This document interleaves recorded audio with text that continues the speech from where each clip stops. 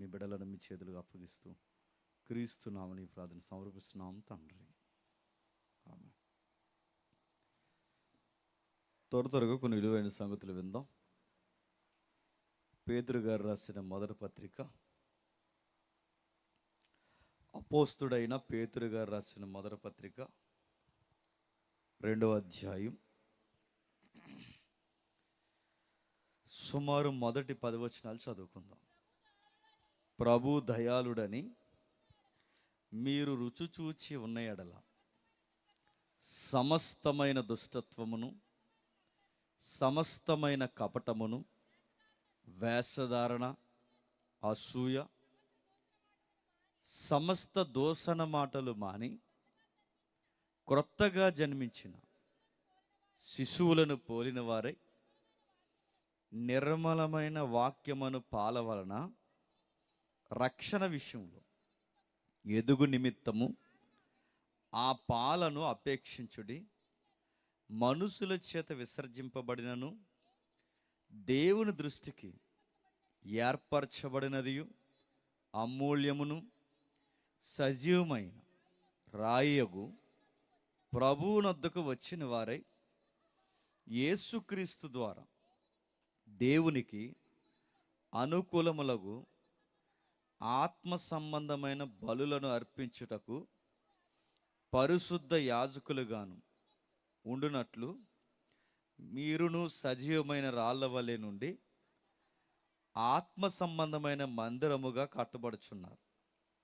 అనగా ఇదిగో నేను ముఖ్యమును ఏర్పరచబడినదియు అమూల్యమునగు మూలరాతిని సియోనులో స్థాపించుచున్నాను. ఆయన యందు విశ్వాసముంచేవాడు ఏమాత్రం సిగ్గుపడడు అను మాట లేఖనమున యందు రాయబడి ఉన్నది. విశ్వసించుచున్న మీకు ఆయన అమూల్యమైన వాడు. విశ్వసింపని వారికైతే ఇల్లు కట్టువారు ఏ రాతిని నిషేధించుదరో అదే మూలకు తలరాయి, మరియు అది అడ్డురాయియు అడ్డుబండు ఆయును. కట్టువారు వాక్యానికి అవిధేయులై త్రొట్టిల్లుచున్నారు, దానికి వారు నియమింపబడరి. అయితే మీరు చీకటిలో నుండి ఆశ్చర్యకరమైన తన వెలుగులోనికి మిమ్మల్ని పిలిచిన వాని గుణాతిశయములను ప్రచురము చేయి నిమిత్తము ఏర్పరచబడిన వంశమును, రాజులైన యాజక సమూహమును, పరిశుద్ధ జనమును, దేవుని సొత్తైన ప్రజలై ఉన్నారు. ఒకప్పుడు ప్రజగా ఉండక ఇప్పుడు దేవుని ప్రజ అయితరి. ఒకప్పుడు కనికరింపబడక ఇప్పుడు కనికరింపబడిన వారు అయితరి. ఆగుదాం. మీరు చాలా దూరంలో ఉన్నారు, కుర్చీలు నాకేం కనబట్టలేదు, కానీ కొంచెం జాగ్రత్తగా విందాం.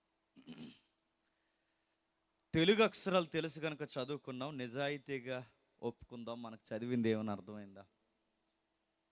మనకేం అర్థం లేదు, కానీ చదివాం. క్రైస్తవ భక్తిలో అతిపెద్ద ప్రమాదకరమైనది ఏంటంటే అర్థం కాని భక్తి. పౌలు అంటాడు సంఘానికి పత్రిక రాస్తూ, మీకు భక్తి ఉంది కానీ ఆ భక్తి జ్ఞానానుసారంగా లేదన్నాడు. అంటే వాక్యానుసారంగా మన భక్తి ఉండాలి. అది వాక్యానుసారంగా మన భక్తిని మనం గడించాలి అంటే వాక్యం మనకు తెలియాలి. ఆ వాక్యాన్ని మనం ఎప్పుడైతే గ్రహిస్తామో ఎలా ప్రార్థన చేయాలో మనకు తెలుస్తుంది, దేవుణ్ణి ఏం అడగాలో మనకు తెలుస్తుంది, ఏం అడగకూడదో కూడా మనకు తెలుస్తుంది. కొన్నిటికి జవాబులు ఎందుకు ఆలస్యం అవుతాయో తెలుస్తుంది. ఒక్క మాటలో చెప్పాలంటే నీకు వాక్యం తెలిస్తే ప్రార్థన చేయడం తెలుస్తుంది, నీకు వాక్యం తెలిస్తే దేవుడేంటో తెలుస్తుంది, నీకు వాక్యం తెలిస్తే నువ్వు నేనేటో తెలుస్తుంది. ఇప్పుడు జాగ్రత్తగా విందాం. అంటే వాక్యం తెలిస్తే కానీ ఇవన్నీ అర్థం కావండి అంటే అర్థం కావు. ఇప్పుడు ఉదాహరణ, ఇప్పుడు ఒక వాక్య భాగాన్ని చదివాం, సుమారు ఒక పేర అంటారు దాన్ని. ఒక పేర, అధ్యాయం వేరు, పేర వేరు. ఈ పారాగ్రాఫ్ ఏదైతే మనం చదివామో దానికి ఒక సందర్భం ఉంది. ఆ సందర్భం లోతుల్లోకి వెళితేనే మనకు వాక్యం స్పష్టంగా మనతో మాట్లాడడం స్టార్ట్ చేస్తుంది. ఉదాహరణకి ఏంటి సందర్భం అంటే, పేతురు గారి ఈ పత్రిక రాయడానికి ఒక ముఖ్యమైన కారణం ఉంది. నేను కొన్ని ప్రశ్నలు అడుగుతాను, నాకు ఆన్సర్ చేస్తూ ఉన్నట్టు తెలిసినా తెలియకపోయినా ఏదో ఒకటి చెప్పండి. పేతురు గారు ఈ పత్రిక రాసే సమయానికి అసలు ఈయన పత్రిక రాయడానికి ముందు యేసు ప్రభు గారిని గూర్చి సుమారు 4 పుస్తకాలు నమోదు చేశారు. ఆ పుస్తకాల్లో సువార్తను కూర్చుంది. ఆ సువార్తను గురించి వెలువరించిన ఆ 4 పుస్తకాలు. ఆ పుస్తకాలనే చెప్పండి సువార్త పుస్తకాలు అంటారు. ఇప్పుడు ప్రశ్న అడుగుతున్నాను, చెప్పండి సువార్తలు ఎన్ని? చెప్పండి. మీ బొంద, అందుకే తినంగా చెప్పండి. మళ్ళీ అడుగుతున్నాను, చెప్పండి సువార్తలు ఎన్ని? ఒకటే, సువార్త ఒక్కటే. కానీ సువార్తను గురించి చెప్పే పుస్తకాలు చెప్పండి 4 పుస్తకాలు 4, కానీ సువార్త ఒక్కటే. ఆ సువార్తలో ప్రభు ఆయన పుట్టిన విషయాలు రాశాడు, ఆయన ప్రవర్తించిన విషయాలు రాయబడ్డాయి. రెండోది, ఆయన ఏ విధంగా కొనుక్కోబడ్డాడు రాయబడింది. ఆ కొనుక్కోబడుతున్నప్పుడు శిష్యుల దగ్గర పిలిచాడు. శిష్యులు చాలా టెన్షన్ అవుతున్నారు ఆ టైంలో. ఎందుకంటే అన్నీ వదిలేసి నీ వెనక మేము వచ్చేసాం,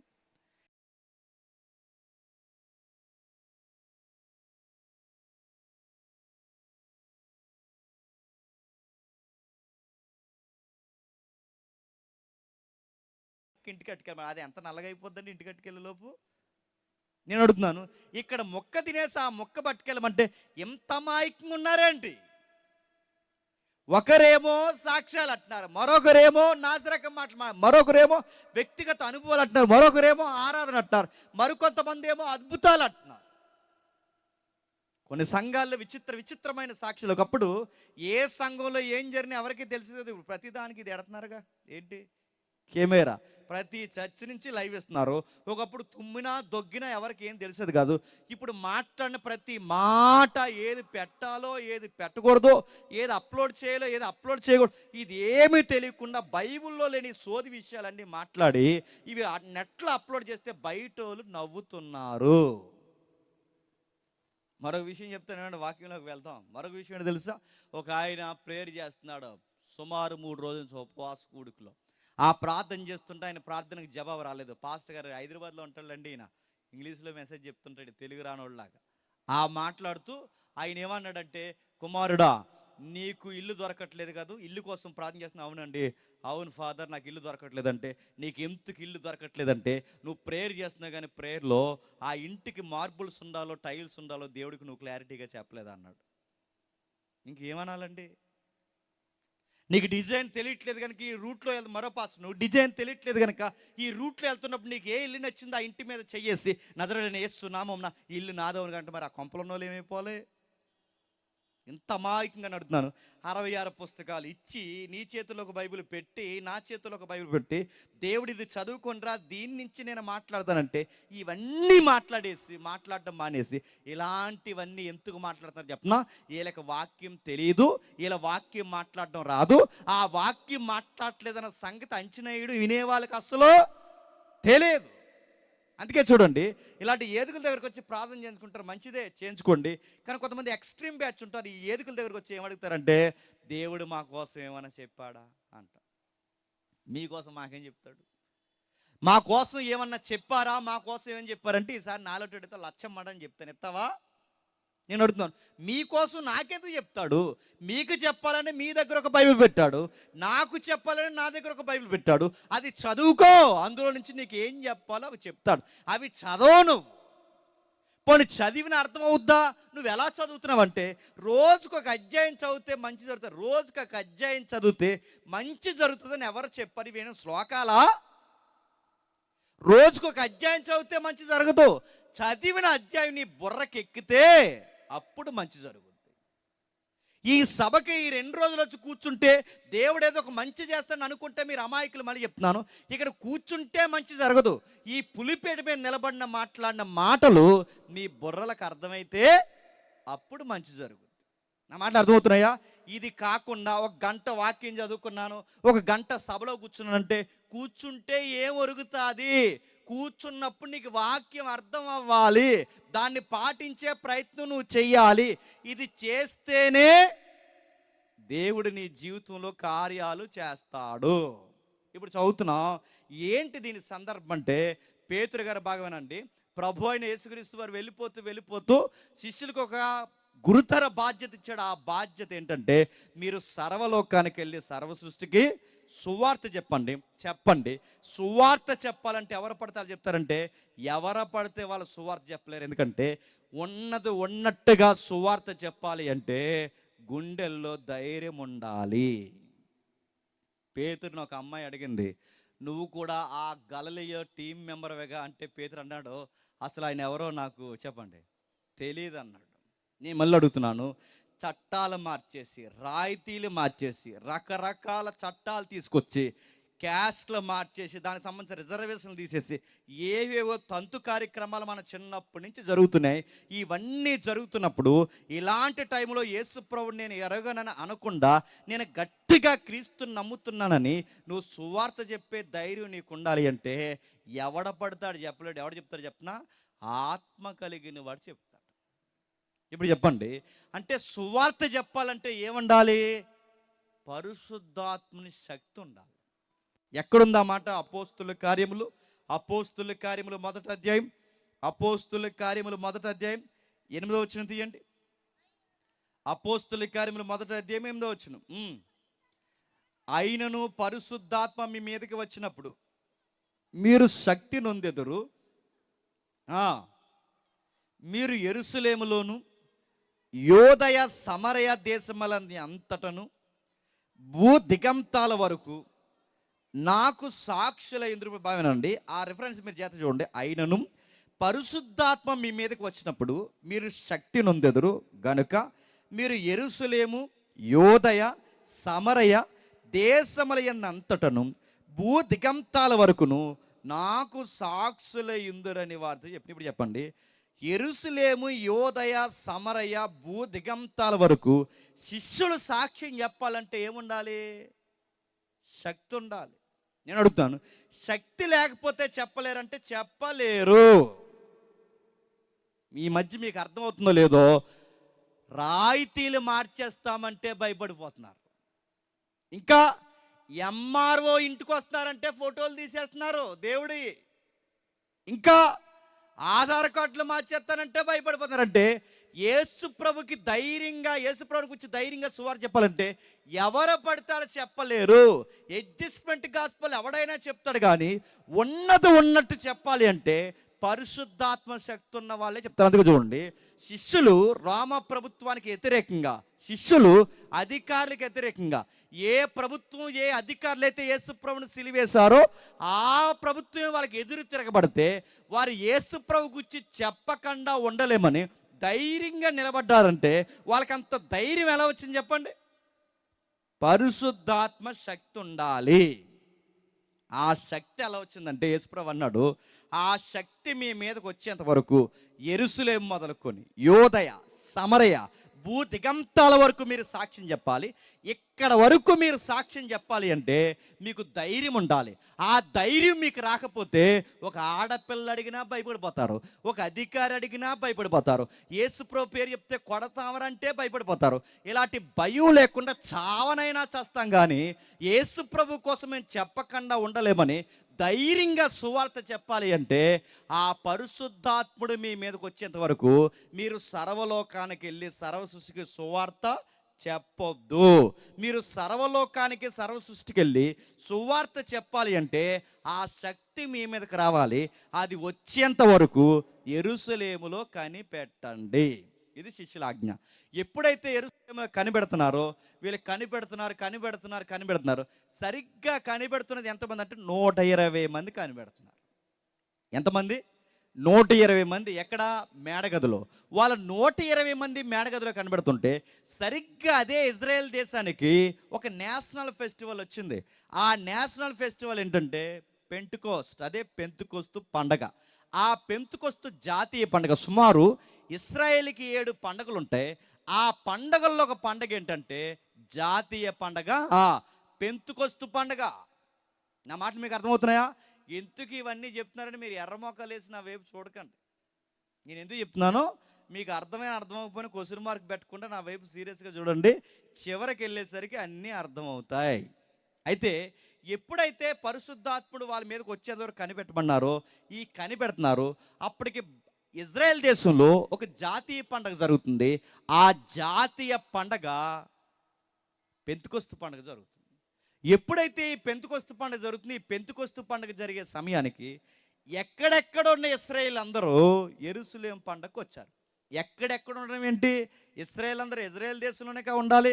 ఎక్కడెక్కడ ఉండడం అంటే లాస్ట్ టైం మీకు చెప్పాను, ఎంతమంది గుర్తుందో, ఎక్కడెక్కడ ఉండకుండా ఎక్కడ ఉండకుండా ఎక్కడెక్కడికి ఎందుకు చెదిరిపోయారంటే, ఇశ్రాయేల్ ఎలాంటి వాళ్ళు అంటే కడుపు నిండుతో ఒకలా మాట్లాడతారు. చెప్పండి, కడుపు నిండకపోతే ఒకలా మాట. అప్పుడు చరిత్రలో మాట్లాడే మాటలు అందుకే చూడండి, వారి చరిత్రలో మాట్లాడే మాటలు అందుకే, అందితే జుట్టు అందకపోతే కాళ్ళు. అందుకే పంటలు బాగా పండితే సిరియా దేవతలను ఆరాధించారు, దేవుడు బాగా ఆశీర్వదిస్తే ఐగుప్తి దేవతలను ఆరాధించారు. ఎప్పుడైతే దేవుడు చేసిన మేలు మర్చిపోయి ఇలాంటి వంకర పనులు చేసి సుఖాలుగా బాగా మరిగి పరంజీలు వేసుకుని బాగా ఎప్పుడైతే నిద్రపోయారో, ఈ సుఖాలకి మరిగిన వీళ్ళ సుఖాలని, వీళ్ళ బద్ధకాన్ని, వీళ్ళ భక్తిహీనతని దేవుడు దించడానికి ఏం చేశాడంటే పక్కనున్న సామ్రాజ్యాన్ని లేపి వీళ్ళని చెదరగొట్టేశాడు. ఎప్పుడు గుర్తుపెట్టుకోండి, దేవుడు మీకు నాకు మనందరికీ ఇశ్రాయేలుకి బుద్ధి చెప్పాలంటే ఎలా బుద్ధి చెప్తాడు? ఆకాశం నుంచి ఒక చెయ్యి ఎలా వచ్చి ఏంట్రా పనులని ఇలా కొట్టడు. ఎలా బుద్ధి చెప్తాడంటే గుర్తుపెట్టుకోండి, మనకి బుద్ధి చెప్పాలి అంటే పక్కన బలవంతుల్ని ఎవరో కొన్ని లేపుతాడు. వాళ్ళ చేత మనకి ఎన్ని మొట్టికాయలు వేయించాలో అన్ని మొట్టికాయలు వేస్తానికి. చూడండి, ఇశ్రాయేలుకి బుద్ధి చెప్పడానికి అసూరు సామ్రాజ్యాన్ని లేపాడు, వాళ్ళ చేత దొలగొట్టేశాడు. ఇశ్రాయేలు సామ్రాజ్యానికి బుద్ధి చెప్పడానికి దానియేలు కాలంలో బబులోను సామ్రాజ్యాన్ని లేపాడు, వాళ్ళ ద్వారా బుద్ధి చెప్పాడు. ఇశ్రాయేలుకి బుద్ధి చెప్పడానికి మాదీయ పారసికులు లేపాడు, వాళ్ళ ద్వారా బుద్ధి చెప్పాడు. అంటే ఏదో ఒక సామ్రాజ్యాన్ని, గ్రీకు, రోమా, ఇలా సామ్రాజ్యాన్ని లేపి వాళ్ళ బద్ధకాన్ని, భక్తిహీనతని వదిలించేశాడు. ఆ టైంలో ఆ తాకిడికి, ఆ దండయాత్రకి ఇశ్రాయేలు తట్టుకోలేక ఇజ్రాయేల్ దేశంలో ఉండకుండా మిగిలిన దేశాలకి చెదిరిపోయారు. నా మాటలు అర్థమవుతున్నాయి? అంటే ఆ రోజైనా ఈ రోజైనా భక్తి కలిగిన వారు భక్తిహీనులుగా మారితే దేవుడు చేసే పని ఏంటో తెలుసా? మనకి వ్యతిరేకమైన ప్రభుత్వాల్ని తెర మీదకి తీసుకొస్తాడు. ఏ ప్రభుత్వం ఏంటని అడగండి, అర్థమైతే చాలు. ఇక్కడ అడుగుతున్నాను అంటే క్రైస్తవ్యానికి, విశ్వాసానికి వ్యతిరేకమైన ప్రభుత్వాలు ఎందుకు వస్తాయంటే మనకు సుఖం ఎక్కువైపోయి సంఘాల్లో నిద్రపోతున్నాం కనుక, మనకు సుఖాలు ఎక్కువైపోయి అనవసరమైన గొడవలు పెట్టుకుంటున్నాం కనుక, మన తెక్కుదులుపోవాలి అంటే మనకు వ్యతిరేకమైన ప్రభుత్వాల్ని దేవుడే ఎక్కిస్తాడు. అది సెంట్రల్ అయినా, స్టేట్ అయినా, పంచాయతీ అయినా, ఎక్కడైనా అనుకూలమైన అధికారులైనా ప్రతికూలమైన అధికారులు ఎందుకు ఎక్కువ అవుతున్నారంటే మీరు గుర్తుపెట్టుకోండి, కారణం ఒక్కటే, మాట వినకపోతే. ఇశ్రాయేలుకి రాజ్యాల ద్వారా ఎలా బుద్ధి చెప్పాడో, మాట వినకపోతే వ్యతిరేక ప్రభుత్వాల ద్వారా కూడా దేవుడు చెప్పండి బుద్ధి చెబుతాడు. అలా ఎప్పుడైతే వాళ్ళకి బుద్ధి చెప్పాడో ఆ దెబ్బకి ప్రపంచ దేశాలు చెదిరిపోయారు. చెదిరిపోయిన వీళ్ళు ఎక్కడ చెదిరిపోయినా సరిగ్గా పండగ టైంకి ఎక్కడికి వస్తారు తెలుసా? యెరూషలేము వస్తారు. యెరూషలేము ఎందుకు?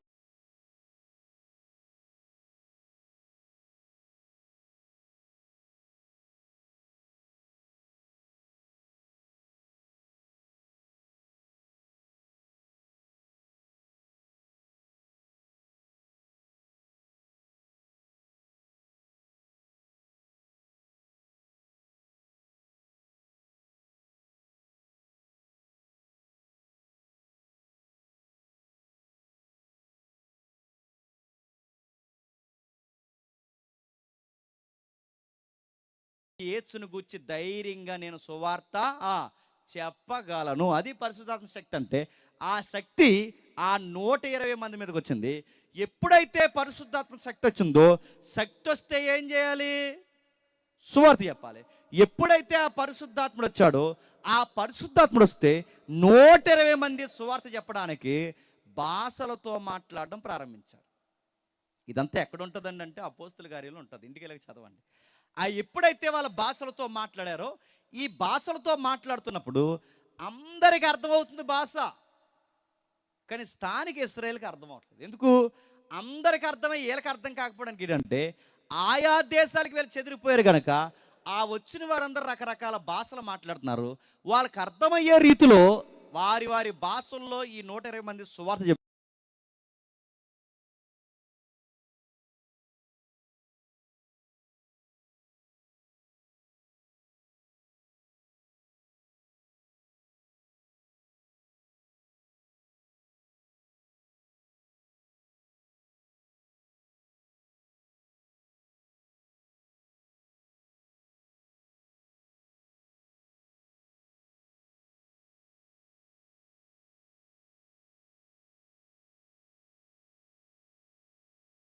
అంటే సువార్త చెబుతున్నారు. ఏం చెప్తున్నారు? సువార్త. ఆ సువార్త ఏం చెప్తుందంటే పేతురు వివరించాడు, మీరు ఏ యేసునైతే మీరు సిలువ వేశాడో ఆ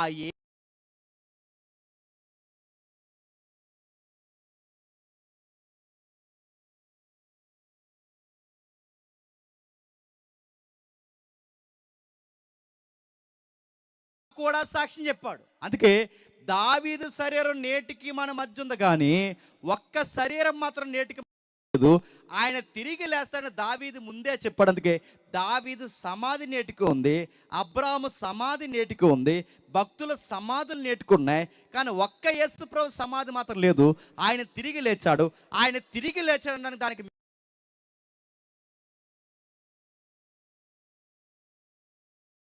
3000 మంది మారారు.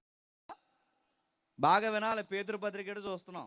ఎప్పుడైతే ఈ 3000 మంది మారిపోయారు,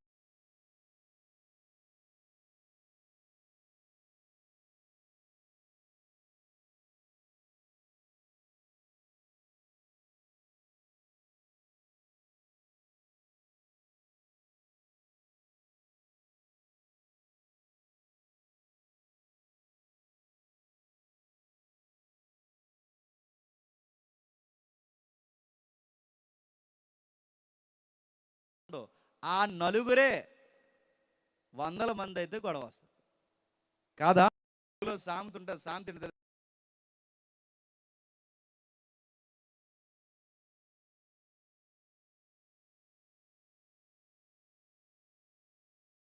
మీకు అర్థం అవుతుందో లేదో. నలుగురు ఉన్నప్పుడు ఎవరి పాట పాడినా గొడవ ఉండదండి. కానీ గుర్తుపెట్టుకోండి, ఆ నలుగురు 400 మంది అయితేనే పాట అవ్వకపోతే గొడవలు వచ్చేస్తాయి. రావా? మొన్న మధ్య గొడవ జరిగింది, ఎక్కడ ఏంటని అడగండి. ఆ గొడవ ఏంటంటే, ఈ క్రిస్మస్ కేక్ కట్ చేశారు పాస్టర్ గారు. ఆ క్రిస్మస్కి కేక్ కట్ చేస్తే పాస్టర్ గారు కేక్ కట్ చేస్తే ఏ చేతితో పట్టుకుంటారండి? ఈ చేత్తోనే, ఈ చేత్తోనా? కుడి చేత్తో పట్టుకున్నారు. ఈ పాస్టర్ గారు ఈ కేక్ కట్ చేసి కుడి చేత్తో కుడివైపు ఉన్న పెద్దలకు ఇలా పెట్టాడు. ఈ కుడివైపు ఉన్న పెద్దలకు పెట్టాడని ఈ పెద్దలు దిగేరిపోయారు. ఎందుకు? ముందాలు పెట్టాడని. కేక్ ముక్కల కోసం కోపం ఎత్తారంటే మిమ్మల్ని పెద్దలు అంటారా? నేను అడుగుతున్నాను. కేక్ ముక్కల కోసం కోపం ఇస్తారు, పాంప్లెట్ మీద పేరు కోసం కోపం ఇస్తారు, పాట ఇవ్వకపోతే కోపం ఇస్తారు, పొగడకపోతే కోపం ఇస్తారు, పీట ఇకపోతే కోపం ఇస్తాను అడుగుతాను. ఇది సంగమా? ఇలాంటి దరిద్రపు గొడవలన్నీ ఎప్పుడు వస్తాయంటే మంద ఎక్కువైపోతే వస్తాయి. యెరూషలేములో కూడా ఇలా ఎక్కువైపోయారు జనం. ఎప్పుడైతే ఎక్కువైపోయారో ఈ గొడవ ఎక్కడ పెట్టుకుంటారు? అక్కడెక్కడే కాదు, వీళ్ళ సరాసరి గొడవ ఎక్కడ పెట్టుకున్నారంటే భోజనాలు కూడా పెట్టుకున్నారు. భోజనాలు ఎప్పుడు పెట్టుకోండి, గొడవలన్నీ ఎక్కడ వస్తాయండి? భోజనాల కాడే. పెళ్ళిళ్ళలో గొడవలు ఎక్కడ? భోజనాల దగ్గరే. చర్చ్. ఇప్పుడు ప్రశ్న, భోజనాల దగ్గర ఎందుకు గొడవ వస్తాయంటే ఆ వడ్డించే వాళ్ళు వంకరాలు అయితే వస్తాయి. వడ్డించే వాళ్ళు వంకరాలు అంటే అవును, ఆ వడ్డించేవాడు ఉదార స్వభావంతో వడ్డించాలి. ఏం చేస్తారు? నచ్చినోడికి ఒకలాగా, చెప్పండి, నచ్చినోడికి ఒకలాగా, మోతుబరికి ఒకలాగా, సామాన్యుడికి ఒకలాగా, ఇస్త్రీ బట్టలు వేసుకున్నోడికి ఒకలాగా, నలిగిపోయిన సొక్క వేసుకున్న పెద్దానికి ఒకలాగా. మీరు గమనించండి చరిత్రని. దానియేలు బోనులో, క్షమించండి, సింహాల బోనులో దానియేలుని కాపాడిన దేవుడు, సింహాల నుండి దానియేలుని కాపాడిన దేవుడు రాళ్ళ నుండి స్తెఫనుని కాపాడలేడా? కాపాడగలడు. ఎర్ర సముద్రాన్ని పాయలు చేసి 6 లక్షల నుండి 20 లక్షల మంది కాల్బలాన్ని కాపాడిన దేవుడు నడుతున్నాను. ఒక వ్యక్తిని కాపాడలేడు? కాపాడగలడు. సూర్యచంద్రుని ఆపేసి ఇశ్రాయేలుని కాపాడిన దేవుడు, ఎరికో గోళ్ళ పడగొట్టి ఇశ్రాయేలుని కాపాడిన దేవుడు స్తెఫనుని కాపాడలేడు? కాపాడగలడు. కానీ ఎందుకు కాపాడకుండా దేవుడు మరణాన్ని అనుమతించాడంటే సంఘానికి నీరసం వదిలిపోవాలి. ఎప్పుడైతే నిలబెట్టిన ఆ వ్యక్తులు, అంటే వడ్డించే కొత్త టీం ఎవరైతే ఉన్నారో స్తెఫనుని చంపేశారు. ఆ స్తెఫను చనిపోయిన తర్వాత సమాధి చేసి వచ్చింది సంఘం. ఈ సమాధి చేసి వచ్చిన వెంటనే గుప్పుమని వినబడిన మరొక వార్త ఏంటంటే, ఇంటింటా చొచ్చి స్త్రీలను పురుషులను బయటికి లాగేసే ఒక మతోన్మాది తెర మీదకి వచ్చాడు. ఆ ఉన్మాది పేరు సౌలు. ఎవరు? సౌలు. ఈ సౌలు ఎప్పుడైతే లాగేస్తున్నాడో, ఈ సౌలే కాదు, తర్వాత గవర్నమెంట్ కూడా తిరగబడింది. గవర్నమెంట్ తిరగబడి, సౌలు తిరగబడి, వీళ్ళు ఎప్పుడైతే తిరగబడ్డారో సంఘం బెదిరిపోయి ఏం చేసిందంటే, ఇక యెరూషలేములో ఉంటే చంపేసేలా ఉన్నారని చెప్పి బతుకు చేత్తో పట్టుకుని, పొట్ట చేత్తో పట్టుకుని సమరయ యోదయ ప్రాంతాలకి చెదిరిపోయారు. ఆ చెదిరిపోయిన వారు విశ్వాసంలో బలహీనులు అవ్వకూడదని వాళ్ళని ధైర్యపరచడానికి ఎక్కడున్నా కానీ యుక్త ప్రవర్తనతో మూర్ఖుల నోరు మూయించాలి. క్రైస్తవుడైనందుకు ఆ పేరుని బట్టి మనం సిగ్గుపడకూడదు. నాగిటి మీద చెయ్యేసిన మనం ఎనిదిరిగి చూడడానికి వీల్లేదు. మనం దేవుని చేత పిలవబడిన వారం. మనం చీకట్లో నుండి ఆశ్చర్యకరమైన వెలుగులోకి వచ్చాం. మీరు ధైర్యంగా ఉండండి. వాళ్ళకి ధైర్యం చెప్పడానికి రాసిన పత్రికే చెప్పండి, పేతురు రాసిన మొదటి పత్రిక. అది పత్రిక వెనకాల చరిత్ర. అంటే ఇశ్రాయేలు కుదురు లేకపోతే ఇశ్రాయేల్ని ప్రపంచానికి ఎలా చెదరగొట్టాడో, సంఘం కూడా సుఖానికి మరిగితే ఏం చేశాడు చెప్పండి? చెదరగొట్టేశాడు. ఈ చెదరగొట్టేసిన తర్వాత వాళ్ళని ధైర్యపరచడానికి రాసిన పత్రికే పేతురు రాసిన మొదటి పత్రిక. ఆ పత్రిక రాస్తూ ఏమంటున్నాడంటే, మీరు కొత్తగా శిశువులను పోలిన వారే నడుచుకోవాలి. దుష్టత్వం ఉండకూడదు, అసూయ ఉండకూడదు, కలహాలు ఉండకూడదు, ఒకరిని చూసి ఏడవకూడదు. కొత్తగా ఒక న్యూ క్రియేషన్గా, ఒక న్యూ పర్సన్గా, ఒక పర్సనాలిటీతో కొత్తగా జన్మించాలి. అట్లా రావాలి అంటే మన ఫోర్ ఫాదర్స్ హిస్టరీ మనకు తెలియాలి చెబుతున్నాడు పేతురు. అంటే ఏం చెప్పాలనుకుంటున్నాడు పేతురు అంటే, దేవుడు ఒక రాయిని నిలబెట్టాడు. ఆ రాయిని నిలబెట్టి రాయి వైపు చూసి ఆ రాయి మీద రాయిగా మీరు కట్టబడంటారంటే, కట్టబడడానికి బదులు తృణీకరింపబడ్డారు. ఆ రాయి విసర్జించారు. ఆ రాయి అంటే రాయి కాదు. ఆ రాయి ఎవరంటే పేతురు ఏమంటున్నాడంటే, అది విసిరివేయబడిన రాయి. ఆ రాయి తలకు మూలరాయి. ఆ రాయి ఎవరంటే నజరైడైన యేసుడు. అంటే ఇశ్రాయేల్ అందరినీ దేవుడు ఎవరి వైపుకి తిరగమని చెప్పాడు తెలుసా? యేసు ప్రభు వైపు తిరగమన్నాడు. ఎందుకు తిరగమన్నాడంటే, వీళ్ళని తిప్పడానికి, నడిపించడానికి వాళ్ళకు ఒక బాధ్యత, ఒక నిబంధన ఇచ్చాడు. ఇవన్నీ తీసుకున్న తర్వాత మళ్ళీ దేవుడికి వ్యతిరేకంగా తిరిగారు. వాళ్ళు చేయలేని పనిని ఆ 8వ వచనంలో ఏమంటున్నాడు చూడండి. 2వ అధ్యాయం 8వ వచనంలో జత చదువుదాం. 2వ అధ్యాయం 8వ వచనంలో, ఎవరైతే కట్టువారు ఉన్నారో ఆ కట్టేవారు చెప్పండి, కట్టువారు వాక్యానికి అవిధేయులై తొట్రెలుచున్నారు, దానికే వారు నియమింపంటే ఎవరు కట్టేవారు అంటే, ఇశ్రాయేల్ని మొదట కట్టేవారుగా దేవుడు పిలుచుకున్నాడు. ఆ పిలుచుకున్న వారు తొట్రెళ్ళిపోయారు.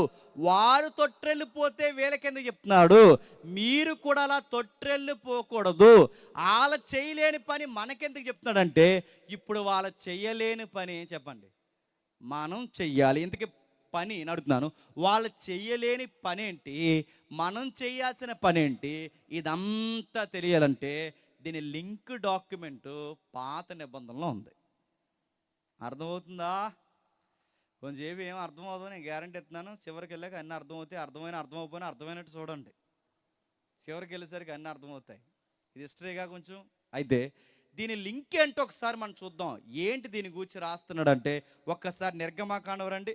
నిర్గమాకాండము 19వ అధ్యాయం, త్వరగా నిర్గమాకాండము 19వ అధ్యాయం, నిర్గమాకాండం 19, 4, 5, 6 వచనాలు చదువుదాం. నేను ఐగుప్తీలకు ఏమి చేసితునో నేను గెద్ద రెక్కల మీద మోసి నా యొద్దకు మిమ్మల్ని ఎట్లు చేర్చుకుంటునో మీరు చూశారు. మీరు నా మాట శ్రద్ధగా విని నా నిబంధన అనుసరించి నడిచిన ఎడల సమస్తమైన, అదేట మళ్ళీ చదువుతున్నారు, టక్ టక్ చదువు, నేను చదువుతాను చూడండి. నేను రెక్కల మీద మోసి నా యొద్దకు మిమ్మల్ని ఎట్లు చేర్చుకుంటున్నో మీరు చూసి తిరిగి కాగా, మీరు నా మాట శ్రద్ధగా విని నా నిబంధన అనుసరించి నడిచిన ఎడల మీరు సమస్త దేశ జనులలో నాకు స్వకీయ సంపాద్యమగుదురు. సమస్త భూమి నాదే కదా. మీరు నాకు యాజక రూపకమైన రాజ్యముగాను పరిశుద్ధమైన జనముగాను ఉందురని చెప్పుము. ఇప్పుడు బాగానండి, ఇందాకంటే ఈ 6వ వచనంలో ఉన్న మాట నాకు రాజులైన యాజక సమూహం. ఈ మాట ఇందాక ఎక్కడో చదివాం. ఎక్కడా? పేతురు రాసిన మొదటి పత్రిక 2వ అధ్యాయం 9వ వచనం. అంటే పేతురు గారు మాట్లాడుతున్న మాట ఎక్కడదన్నమాట? నిర్గమాకాండం 19వ అధ్యాయం 6వ వచనంలో ఉన్న మాట. అంటే ఈ మాటే పేతురు గారు మాట్లాడుతున్నారు. ఇదంతా ఎందుకు మాట్లాడుతున్నా తెలియాలంటే అసలు చరిత్ర చెప్తున్నాడు. ఏమని? నేను ఐగుప్తీయులకి ఏమి చేసి తినో మీరు చూశారు. ఏం చేశాడు? ఐగుప్తీయులకి తెల్లారితే దేవుడు ఎవరో తెలుసా? సూర్యుడు దేవుడు. ఐగుప్తీయులకి నైలు నది దేవుడు. ఐగుప్తీయులకి ఈ వీచే గాలి దేవుడు, పాడే వర్షం దేవుడు. ఐగుప్తీయులకి దేవుడు ఏంటంటే అన్ని దేవుళ్ళే. అలాంటి దేవుళ్ళని దేవుడు దేవుడు మోసేని పంపించి ఏం చేశాడంటే ఆ వెలుగుతున్న సూర్యుని అంధకారంగా మార్చేశాడు. ఏదైతే నది దేవుడు అన్నాడో నదిని రక్తముగా మార్చేశాడు. వర్షం దేవుడు అంటే వర్షాన్ని వడగండ్లగా మార్చేశారు. వాళ్ళ భూమిని దేవుడు అంటే మోసే భూమిని తిరగబడే పంటగా మార్చేశాడు. మిడతలను రప్పించాడు. ఇవన్నీ చూస్తున్నప్పుడు ఐగుప్తులకు ఒక విషయం అర్థమైంది. ఇదేంటి, మనం దేవుళ్ళు అనుకున్నవి మోసే మాట పెట్టినాయేంటి? సూర్యుడు దేవుడు అంటే సూర్యుడు మోసే మాట పెట్టినాడు. చంద్రుడు దేవుడు అంటే చంద్రుడు మోసే మాట పెట్టినాడు. వర్షం దేవుడు అంటే వర్షం కూడా మోసే మాట పెట్టినాడు. మోసే మాట మన దేవుళ్ళు దేవతలు పెట్టినాయంటే మోసే నమ్మే దేవుడు ఇంకెంత గొప్పోడని ఐగుప్తులకి భయం స్టార్ట్ అయింది. ఎప్పుడైతే వాళ్ళకి భయం ప్రారంభమైందో అక్కడ బాగా వినండి, ఐగుప్తీయులు పంట నాశనం అయింది, ఇశ్రాయేలు పంట నాశనం అవ్వలేదు. బాగా వినాలి, ఐగుప్తీయులు ఇంట్లో ప్రతి తొలి సంతానం చచ్చిపోయింది, కానీ ఇశ్రాయేల్ ఇంట్లో ఏ పిల్ల చచ్చిపోలేదు. ఐగుప్తీలో ఉన్న ప్రతి నీళ్ళ తిత్తే ప్రతిది కూడా రక్తంగా మారిపోయింది, కానీ ఇశ్రాయేల్ ఇంట్లో ఏ నీటి చుక్క కూడా రక్తంగా మారలేదు. అప్పుడు ఈ అద్భుతాన్ని చూస్తున్నారు. ఎందుకు వాళ్ళకి అలా జరుగుతుంది, ఎందుకు వీళ్ళకి ఎలా జరుగుతుంది, ఎందుకు ఎలా జరుగుతుందంటే వీళ్ళు చూస్తున్నారు. ఎందుకంటే ఇశ్రాయేలుతో దేవునికి ఏదో పని ఉంది. ఏం పని ఉంది? ఆ పని ఏంటో వివరిస్తున్నాడు. ఐగుప్తీయుల్ని ఇంత భయపెట్టి 10 అద్భుతాలు సృష్టించి వాళ్ళని తొంగలోకి తొక్కి వాళ్ళని గజగజ వణికించి వాళ్ళ జీవిత చరిత్రలో పెంటపాలు చేసి ఇంతలా నేను తీవ్రమైన విప్లవాన్ని కలిగించి మిమ్మల్ని తీసుకొస్తే మీరు చెయ్యాల్సిన పని ఒకటి ఉంది. ఏం పని ఉంది అక్కడ చెప్తున్నారు చూడండి. గెద్ద రెక్కల మీదకి గెద్ద తన పిల్లల్ని ఎలాగైతే ఎక్కించుకుంటాదో అలా మోసుకొచ్చాను మిమ్మల్ని ఎక్కడికంటే ఎక్కడికి? సేనాయి భూభాగం. 19వ అధ్యాయం జరుగుతుంది ఎక్కడంటే సేనాయి భూభాగం దగ్గరికి. అక్కడ వరకు మిమ్మల్ని తీసుకొచ్చాను. అక్కడ వరకు మిమ్మల్ని తీసుకొచ్చినప్పుడు మీరు ఎలా వచ్చారు? మీరు యుద్ధాలు చేస్తే వచ్చారా? ఐగుప్తులు గుర్తుపెట్టుకోండి, ఐగుప్తులతో యుద్ధం చేస్తే వచ్చారా? పాటలు పాడుకుంటే బయటకు వచ్చారు? చెప్పండి. పాట పాడుకుంటూ వచ్చారంటే ఇశ్రాయేలుకి వచ్చిన స్వతంత్రం ప్రపంచ దేశాల్లో ఏ దేశానికి రాలేదు. ప్రపంచంలో ఏ దేశ చరిత్ర అయినా మీరు చూడండి, ఏ దేశ చరిత్ర అయినా అతివాదులు మితవాదులు కూడా చనిపోయారు. అంటే కాముగా విప్లవం జరిగించిన గాంధీ లాంటి వారు చనిపోయారు, మహాత్ముడు. రెండవది, జాతికి మరొక పితగా కనబడిన సుభాష్ చంద్రబోస్ గారు చనిపోయారు. ఆయన అతివాది, ఈయన మితవాది. ఇలాంటి మహానుభావులు చనిపోతే కానీ దేశానికి స్వతంత్రం రాలేదు. మీరు ఏ దేశమైనా చూడండి, ఎవరో ఒక రక్తం కారితే కానీ దేశానికి స్వేచ్ఛ వచ్చిందా? రాలేదు. ఇది మీకు అర్థమైతే. కానీ ప్రపంచంలో ఏ యుద్ధం చేయకుండా, ఏ గొడవ చేయకుండా, సుత్తి కానీ కత్తి కానీ పట్టుకోకుండా స్వేచ్ఛ ఉచితంగా తెచ్చుకున్నది ఎవరో తెలుసా? ఇశ్రాయేల్. ఎంతకాలకి అంత ఉచితంగా వచ్చిందంటే దేవుడు అన్నాడు ఒక పండగ చేసుకున్నాడు. ఆ పండగ పేరు లాస్ట్ టైం మీకు చెప్పాను, పస్కా. ఆ పస్కా పండుగ చేసుకుని పస్కా పాటలు పాడుకుంటే, ఆ పస్కా పండుగ పాటలు పాడుకుని పస్కా పండుగ చేసుకుంటే అలా నడుచుకుంటూ వస్తే స్వతంత్రం వచ్చింది. ఆ స్వతంత్రం వచ్చిన వాళ్ళని ఒక దగ్గరికి, అంటే ఒక ప్రాంతానికి, ఒక సేనాయి ప్రాంతానికి వచ్చిన తర్వాత అక్కడ ఆగిపోమన్నాడు. ఆ 20 లక్షల మందిని అక్కడ ఆగిపోయి మోసేని పైకి రమ్మన్నాడు. ఎప్పుడైతే మోసే పైకి వచ్చాడో మోసేతో దేవుడు మాట్లాడుతున్నాడు. ఇశ్రాయేల్ అందరూ కొండ కింద ఉన్నారు. మోసే మాత్రం పైకి వెళ్ళాడు. ఆ పర్వతం పేరు సీనాయి పర్వతం. ఏ పర్వతం అది? సీనాయి పర్వతం. ఆ సీనాయి పర్వతం మీదకి వచ్చి ఏమంటున్నాడంటే, ఇక్కడ ఇక్కడ చదవండి 5వ వచనంలో, కాగా మీరు నా మాట శ్రద్ధగా విని, ఏంటట? మీరు నా మాట శ్రద్ధగా విని, ఇప్పుడు చెప్పండి, ఐగుప్తీల మధ్య ఇన్ని అద్భుతాలు చేసి, ఐగుప్తీల యొక్క రోగాలు వదిలించి, ఐగుప్తీల యొక్క శవాల్ని గాల్లో కలిపి, ఈ అద్భుతం పూర్తిగా మీరు గమనించండి. వాళ్ళు పూర్తిగా ఐగుప్తులు దేవుడిని ఎక్కిరించే పనులే చేశారు. కానీ వాళ్ళు ఎక్కిరించే పనులు చేస్తే ఎందుకు దేవుడు కాపాడాడంటే, అబ్రహాము, ఇస్సాకు, యాకోబులకి మాట ఇచ్చాడు. ఏమని? నీ సంతానం ద్వారా ఈ ప్రపంచాన్ని చెప్పండి ఆశీర్వదిస్తాను. అంటే ఈ ప్రపంచం దేవుడికి కావాలి. ఈ ప్రపంచం దేవుడికి కావాలి అంటే ఈ ప్రపంచంతో మాట్లాడే మీడియేటర్స్ కావాలి. ఆ మీడియేటర్స్ ఎవరంటే, మొదట అబ్రహాము, 2 ఇస్సాకు, 3 యాకోబు. ఇప్పుడు మీడియేటింగ్ ఎవరంటే ఇశ్రాయేలీలు. వీళ్ళని మధ్యవర్తంగా పెట్టుకోవడానికే వాళ్ళని ఏమన్నాడంటే రాజులైన యాజకుడు అంటే ఏంటండి? దేవుడికి మనుషులకి మధ్యవర్తి. ఇది మీకు అర్థమైతే ఇప్పుడు ప్రపంచాన్ని దాని దగ్గర తెచ్చుకోవాలంటే, ప్రపంచాన్ని దాని దగ్గర తెచ్చుకోవాలని దేవుడు అంటున్నాడంటే, ప్రపంచం దేవుడికి దగ్గరగా లేదంటే దగ్గరగా లేదు, చెదిరిపోయింది. ఎప్పుడు చెదిరిపోయింది? నోవహు కాలం తర్వాత. బాగా వినాలి. నోవహు కాలం తర్వాత నిమ్రోదు పరిపాలనలోకి వెళ్ళింది మొదటి ప్రపంచం. తెలుసుగా? ఇది తెలిసినా తెలియకపోతే తెలిసినట్టు చూడండి కొంచెంసేపు. నిమ్రోదు అంటే నోవహు కాలం తర్వాత నిమ్రోదు కిందకి ఎప్పుడు వెళ్ళాడో, నిమ్రోదు కూడా ఒక భయంకరమైన పని చేసి ఒక టవర్ కట్టాడు. ఆ టవర్ని బాబేల్ అంటారు. బాబేల్ అంటే దానికి మూలార్థం ఇంకొకటి కూడా ఉంది, దేవుని ముఖద్వారం. దాన్ని హిస్టరీలో ఎలా పిలుస్తారు? జిగ్రాడ్ అంటారు. దాని ఉద్దేశం ఏంటంటే, ఒక టవర్ ఎలా కడతారు? ఆ టవర్ ఏంటంటే ఆ టవర్లోకి దేవుడిని దించుతారన్నమాట. అంటే టవర్లోకి దేవుడు రావాలి. టవర్లో ఏలు ఉండడానికి కాదు, టవర్లో ఎవరు ఉండడానికి? దేవుడు. అందుకే బాబేల్ అంటే మీరు మూలార్థం చూడండి, దేవుని ద్వారం. దేవుని ద్వారం అంటే దేవుడు అక్కడి నుంచి అలా వచ్చి ఆ ద్వారంలోకి దూరి ఇలా కిందకు వచ్చి వీళ్ళందరినీ దీవించి వెళ్ళిపోతారు అనమాట. అది టవరు. అంటే నిమ్రోదు కూడా ఏమనుకున్నాడంటే దేవుణ్ణే గ్రిప్లో పెట్టాలనుకున్నాడు. ఆ దెబ్బకి దేవుడు ఏం చేస్తాడంటే చెదరగొట్టాడు. అందుకే చూడండి, మీరు ఇప్పటికీ ఏ టెంపుల్లో అయినా మీరు చూడండి, ఇలా సూది గట్టో పైన గుమ్మం పెడతారు. ఎందుకు అనుకుంటున్నారు? నువ్వు ఎక్కుతావని కాదు, చెప్పండి, దేవుడు వస్తాడని. నా మాటలు అర్థమవుతున్నాయి? మీరు హిస్టరీ మీరు చదవండి. ఏ గుడి అయినా, ఏ గోపురమైనా, ఏది ఎత్తైనా, అది కొండల మీద కట్టిన ఎక్కడైనా ఆ పైన గుమ్మ. ఇప్పుడు దేవుళ్ళు ఇవి కాదురా, దేవుడు నేను రా అని వీళ్ళకి చెప్పాలి అంటే చెప్పే ఒక జాతి కావాలి. ఆ జాతి పేరే చెప్పండి, ఇశ్రాయేలీయులు. ఆ ఇశ్రాయేలుని పిలిచాడు. ఎక్కడి నుండి? ఐగుప్తు నుంచి పిలిచాడు. ఐగుప్తు నుంచి పిలిచి సీనాయి పర్వతం దగ్గర తీసుకొచ్చి ఇప్పుడు వీళ్ళకి చెప్పాలి. వీళ్ళకి చెప్పాలంటే ముందు వీళ్ళకి నీతి ఉండాలిగా. నా మాటలు అర్థమవుతుందా? వీళ్ళ నీతి ఉండాలి. వీళ్ళకి నీతి ఉండాలంటే వీళ్ళ నీతిని పాటించాలిగా. వీళ్ళ నీతిని పాటించాలంటే ఏది నీతో ఏది అనీతో వీళ్ళకి తెలియాలిగా.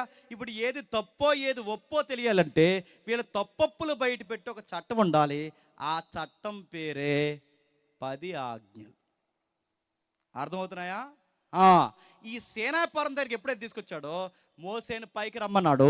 ఆ పైన మోసే నిలబడితే సుమారు 40 రోజులు మోసేతో దేవుడు మాట్లాడాడు. ఎన్ని రోజులు? 40 రోజులు.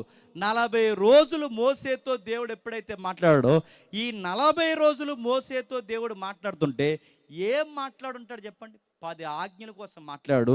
ఈ 10 ఆజ్ఞలు ఏం చేయాలంటే శ్రద్ధగా మోసే చెప్పింది ప్రజలు విని, ఆయన నిబంధన అక్కడ రాశాడు, ఆయన నిబంధన పాటించాలి. నిబంధన అంటే 10 ఆజ్ఞలు. ఈ 10 ఆజ్ఞలు పాటిస్తూ శ్రద్ధగా ప్రవక్త మాట వినాలి. మాట వినాలి, నిబంధన పాటించాలి. మాట వినాలి, నిబంధన పాటించాలి. ఇప్పుడు అడుగుతున్నాను, నిబంధనలో ఏమున్నాయంటే అందులో అబద్ధం ఆడొద్దని ఉంది. ఏంటంట? జత వినండి. 40 రోజులు అంత పెద్ద దేవుడు భూమి మీదకి వచ్చి ఏం మాట్లాడాడు మోసేతో అంటే ఏం మాట్లాడు తెలుసా? అబద్ధం ఆడొద్దని చెప్పాడు. ఇప్పుడు ప్రశ్నార్థం చెప్పండి, అంత పెద్ద దేవుడు, అంత పెద్ద ఆయన వచ్చి భూమి మీదకి పెద్ద ఆయన పెద్ద విషయాలు చెప్పకుండా చిన్న విషయాలు అబద్ధాలు ఆడొద్దని చెప్తున్నానంటే, పెద్ద విషయాలు చెప్పకుండా చిన్న విషయాలు కూడా చెప్తున్నాడంటే జనాలు బాగున్నట్టా బాలేనట్టా? ఇంకా మీకు అర్థం కావాలంటే, ఇది కూడా చెప్పించుకుంటావరా అని అంటున్నామంటే బాగున్నట్టా బాలేనట్టా? బాలేదు అంటే అబద్ధం ఆడొద్దని కూడా దేవుడు చెప్పాల్సి వస్తుందంటే బాగున్నారా బాలేదా? ఇప్పుడు నేను అడుగుతున్నాను, ఎప్పటికీ అబద్ధాలు ఆడతారంటే ఈ జనాలకి ఐగుప్తి వాతావరణం ఎలాంటిదో ఇప్పటి వాతావరణం కూడా అలాంటిదే. ఎప్పటికీ అబద్ధాలు ధైర్యంగా ఆడరా? 5 ఏళ్ళు 10 ఏళ్ళు సంఘానికి వచ్చి పాటలు పాడి మెసేజ్లు విని వాక్యాలు చదివి సంఘంలో కార్యక్రమాల్లో పాడుకొని ఎంత ఈజీగా అబద్ధాలు ఆడతారో తెలుసా అని అడుగుతున్నాను. జీవితాలు వర్ధిల్లపోవడానికి కారణం ఏంటి చెప్తున్నా? అబద్ధం పర్లేదు అనుకుంటున్నావు నువ్వు. ఎదుటోడిది ఆశించడం తప్పు కాదనుకుంటున్నావు నువ్వు. దేవుడు ఎందుకు ఆశీర్వదించడంటే మనం మార్చుకోవాల్సినవి కూడా పర్లేదులే అనుకుంటున్నాం. దేవుడు అబద్ధం ఆడొద్దన్నాడంటే ఆడొద్దంతే. నిజం మాట్లాడమంటే నిజం మాట్లాడు. ఆయన అవునంటే అవును, కాదంటే కాదు. వేరొక మాట వచ్చిందంటే దృష్టి నుంచి వచ్చింది అన్నాడు. ఇప్పుడు ప్రశ్న అడుగుతున్నాను, అబద్ధాలు ఆడితే ఈ లోకం తప్పు అన్నదంటే తప్పు అనదు. నేను చాలా దిక్కుని చెప్పింది మీకు చెప్తాను వినండి. పెదరాయుడు తీర్పులు అంటారు తెలుసుగా? పెదరాయుడు తీర్పులు అంటే పెదరాయుడికి ఒక ప్రత్యేకమైన తీర్పులు ఉంటాయి. అప్పుడు చిన్నప్పుడు చూసాంగా మోతుబరి తీర్పులు. ఈ మోతుబరి తీర్పులు అందరూ మోతుబరులు. ఈ దొంగ తీర్పులు తీసిన అందరూ నేను చూసాను కళ్ళతో పురుగులు బట్టి పోయారు. నేను చూసినంత మట్టుకి దొంగ తీర్పులు తీసినాడు ఎవడు కుటుంబంతో బాగుపడలేదు. తీర్పుల్లో కూర్చున్న ఏ మోతుబరి బాగుపడలేదు. వాడు కుటుంబం మట్టి గట్టుకుపోయింది. అలాంటి తీర్పుల్లో ఒక తీర్పు పెదరాయుడు తీర్పు. ఆ పెదరాయుడు తీర్పులు ఏంటంటే, పెదరాయుడు అడిగాడట. ఏమని అడిగాడు? యారా దొంగతనం చేసావా అని అడిగితే పెదరాయుడు అన్నాడు, దొంగ ఆకలేసింది అయ్యగారు అన్నాడట. తప్పు నీది కాదురా, ఎవరిది? ఆకలిరా అనగానే ఆకలిది కూడా కదరా, ఎవరిది? ఆకలి పెట్టినా చెప్పండి, దేవుడు. అంటే మొత్తం వీళ్ళు తిప్పి ఎవరి మీద గెంటేశారండి? పెదరాయుడు అన్నాడట ఏమని? తప్పు దొంగతనం ఎందుకు చేశారంటే ఆకలేసిందని ఈడన్నాడట. నీది కాదురా, ఆకలి పెట్టిన దేవుడు తప్పుడు అని చెప్పి ఈయన వదిలేయండి అని అంటే, ఆకలేస్తే దొంగతనాలు చేస్తే తప్పు కాదా? నా మాట్లాడుతున్నాను. ఆకలేసిందని అబద్ధాలు ఆడితే తప్పు కాదా? ఆకలేసిందని బతకడానికి వ్యభిచారం చేస్తే తప్పు కాదా? తప్పు కాదంటది ఈ లోకం. మీరు కావాలంటే చూడండి. నడుతాను, కష్టపడడానికి ఎన్నో పనులున్నా నువ్వు ఎందుకమ్మా వ్యభిచారం చేస్తున్నావు? తప్పు కదా, ఇంకా నీకు వయసు ఉంది, నీ కాలు చేయి ఒంగిపోలేదు, ఎందుకు చేస్తున్నావంటే ఈవిడ అందట మరి బతకడానికి ఏం చేయమన్నారట? అడుక్కు తిను. ఏం చేస్తావు? అడుక్కు తిను. వ్యభిచారం చేసి బతుకుతావు, సిగ్గుండాలిగా. నేను ఇంకా అడుగుతున్నాను, మీరు కావాలని చూడండి. ఈ లోకం నీతి ఏం చెప్తా తెలుసా? భర్త చనిపోయాడట, ఈవిడ ఇది ఇలాంటి చీకటి పనులు చేస్తుందంట. అప్పుడు ఈ లోకం అందట, అరే ఇలాంటి పనులు చేస్తుంది ఏంటంటే నీలాట నాలట అంటే, అప్పుడు ఇలా అన్నారట, పోన్లేండి మరి ఇంకేదో ఒక చెప్పండి. ఏటి పోన్లే? నా మళ్ళీ అర్థమవుతున్నా, పోనీలండి ఇక ఏదోలా ఏటి పోనీలే నడుతున్నాను. దేవుడు అవసరమైతే సిగ్నల్ దగ్గర నిలబడి అడుక్కుని తిను, లేదా అడుక్కుని తిను, అంట్లు కడుక్కుని తిను, అంతేగాని తప్పులు చేసి బతుకుతారంటే తప్పు ఒప్పు అయిపోద్దా? ఆకలి కొరకు అబద్ధాలు నిజాలు అయిపోతాయా? ఆకలి కోసం పాపం నీతి అయిపోతుందా? ఆకలేసిందని దొంగతనం చేస్తే దొంగతనం కాకుండా పోతాదా? ఈ లోకనీతి ఇలాగా చెప్తుంది. పెదరాయుడు ఏమన్నాడంటే, ఆకలేసిన కాడ దొంగతనం చేసి తప్పు కదంటే, పెదరాయుడికి నీకు బైబిల్ చెప్పే వార్నింగ్ అంటే తెలుసా? ఆకలేస్తే నువ్వు తప్పు చేయడానికి వీల్లేదు. ఒకవేళ దేవుడు అబద్ధం ఆడొద్దన్నాడు, దేవుడు ఏమన్నా తెలుసా బైబిల్లో? నీతి కొరకు ఆకలి దప్పులతో ఉండాలి తప్ప, ఆకలి కొరకు నీతి తప్పావో నీకు పెదరాడికి డెప్ప ఉప్మా అయిపోద్దని చెప్పింది బైబిల్, గుర్తుపెట్టుకో. ఇది వద్దంటే వద్దంతే, నువ్వు చెయ్యొద్దంటే చెయ్యొద్దు. నేను ఇంతగా చేసాను ఎక్స్ప్లెనేషన్ బైబిల్ దగ్గర కుదరదు. నువ్వు ఏ చీకటి పనిని సమర్థించుకోవడానికి వీల్లేదు. దేవుడు సీరియస్గా 10 ఆజ్ఞలు ఇచ్చాడు. ఈ 10 ఆజ్ఞలు ఎప్పుడైతే ఇచ్చాడో వీళ్ళకి అర్థమైంది, ఇవి పాటించాలని ఉంది కానీ పాటించలేకపోయారు. ఎందుకు? 430 సంవత్సరాలు వీళ్ళు ఏం చేశారు తెలుసా? ఐగుప్తిలో ఉండి అబద్ధాలు అలవాటైపోయాయి, దొంగతనం అలవాటైపోయింది. అలవాటైపోవడం కాదు, అది స్వాభావికంగా ఉంది. వీళ్ళకి అబద్ధం ఆడకూడదనే ఉంది కానీ అబద్ధం ఆడతారు. నిజాలు మాట్లాడాలని ఉంది కానీ నిజాలు దాచేస్తారు. ఎందుకు ఇలా జరుగుతుందంటే, మన బాడీలో ఉన్న DNA, మన బాడీలో ఉన్న నేచర్, స్వభావమే అలా ఉందంట. ఎందుకు అలా ఉంది ఒకసారి మీరు చూడండి. రోమిలికి రాసిన పత్రిక రోమిలికి రాసిన పత్రిక రోమిలికి రాసిన పత్రిక త్వరగా రోమిలికి రాసిన పత్రిక 3వ అధ్యాయం 11వ వచనం నుండి. రోమిలికి రాసిన పత్రిక జాతకం వెండి ఇక్కడ నుండి జాతకం వెండి 3వ అధ్యాయం 11వ వచనం. నీతిమంతుడు లేడు, ఒక్కడును లేడు, గ్రహించువాడు ఎవడునూ లేడు, దేవుని ఎతికేవాడు లేడు, అందరూ త్రోవ తప్పి ఏకముగా పనికి మాలిన వారైరి, మేలు చేయవాడు లేడు, ఒక్కడునూ లేడు. వారు గొంతుకు తెరిసిన సమాధి, తమ నాలుగుతో మోసం చేదురు. వారు పెదవుల కింద సర్పవిషమున్నది, వారి నోటి నుండి శపించుటయు పగయు ఉన్నవి. రక్తము సిందించుటకు వారి పాదములు పరిగెత్తుచున్నవి. నాశనము కష్టము వారి మార్గంలో ఉంది, శాంతి మార్గం వారు ఎరుగరు. వారి కన్నుల ఎదుట దేవుని భయము లేదు. ఇప్పుడు చెప్పండి, ఏమని అర్థమవుతుందంటే మనిషికి ఒక్క మంచి కూడా లేదు. ఏం లేదంటే అక్కడ రాస్తున్నాడు, వాళ్ళ గొంతుకు మంచిది కాదు, నాలుక మంచిది కాదు, పెదాలు మంచివి కాదు, పాదాలు మంచివి కాదు, కన్నులు మంచివి కాదు, నోరు మంచి. మరి ఏం మంచి? హృదయం మంచిది కాదు. మరి ఏముందంటే నడినెత్తి మొదలుకొని అరికాల వరకు మనిషిలో ఏ మంచి లేదు. ఎందుకు ఇలాంటి స్వభావం మనకు వచ్చిందంటే వాళ్ళిద్దరికి పుట్టాం మనం. ఎవరికి చెప్పండి? ఆదాము అవ్వలకి. వాళ్ళు బాగున్నప్పుడు పుట్టలేదు మనం, చెప్పండి. వాళ్ళ ఆజ్ఞ అతిక్రమించాక పుట్టాం కనుక అవే బుద్ధులు మనకు వచ్చాయి. ఇప్పుడు చెప్పండి, మనకు ఆదాము బుద్ధులు ఉన్నాయంటే మనం ఒప్పుకుంటామా? నేను ఇంకా బ్రైట్గా చెప్తానండి, మనం అందరం పాపులం అంటే అందరితో కలిపి అయితే ఒప్పుకుంటాం, కలపకుండా ఎవరో ఒకరు లేపి లేరా పాపి అన్నాను అనుకోండి, ఏమంటాడండి వాడు? నువ్వు పెద్ద పుణ్యాతుడు మరి అంటాడండా. మీరు గమనించండి, అందరితో పాపులు అంటే ఒప్పుకుంటాడు. ఒక మనిషిని ఇలా లేపి లేరా పాపి ఇంకా మానవా నువ్వు అని అడిగితే ఆ ఒక్క వ్యక్తి ఏమంటాడు చెప్పండి? ఇంకా మానవ పాపాత్మురాలు అంటే ఒప్పుకుంటారా? మానవ పాపం అంటే ఈ పాప నన్నవాడు ఒప్పుకుంటాడు? ఒప్పుకోరు. అందరితో కలిపి అయితే ఒప్పుకుంటా. అంటే మనలో ఈ స్వభావం ఉందని ఒప్పుకోవాలంటే నిన్ను నన్ను ఒప్పించి మనలో ఇది ఉందని మనం స్కాన్ చేసి ఒక మిషన్ కావాలి. ఆ స్కాన్ చేసే దాని పేరే 10 కమాండ్స్, 10 ఆజ్ఞలు. మీకు అర్థమైతే ధన్యత. అంటే ఈ 10 ఆజ్ఞలు దేవుడు ఎందుకు ఇచ్చాడంటే పాటించలేవని తెలుసు. పాటించలేని వాళ్ళకి ఎందుకు ఇచ్చాడంటే పాటించలేడనే ఇచ్చారు.